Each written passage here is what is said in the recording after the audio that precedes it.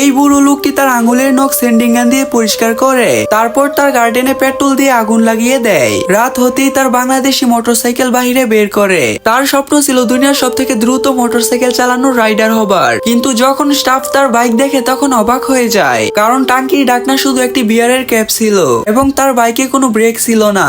Bike থামাতে গেলে সে নিজেই পড়ে যায়, কিন্তু সে একটুও ভয় পায় না এবং তার বাইক রিপেয়ার করে। তারপর সবাই মিলে ধাক্কা দেয় এবং বাইক কোনো রকম চলা স্টার্ট হয়ে যায়। প্রথম চেক পয়েন্টে তার স্পিড ছিল ঘন্টায় 160 কিলোমিটার। আস্তে আস্তে স্পিড বেড়ে সাইলেন্সার গরম হয়ে তার পা জ্বলতে থাকে, কিন্তু সে ব্যথা সহ্য করে গিয়ার আরো বাড়িয়ে দেয়। উচ্চ গতির কারণে তার বাইক খারাপ ভাবে কাঁপতে থাকে।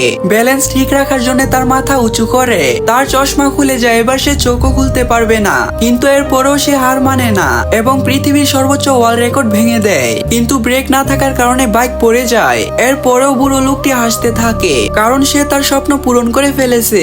এই বুড়ো লোকটির খুশির জন্য তো একটি লাইক দেওয়াই যায়।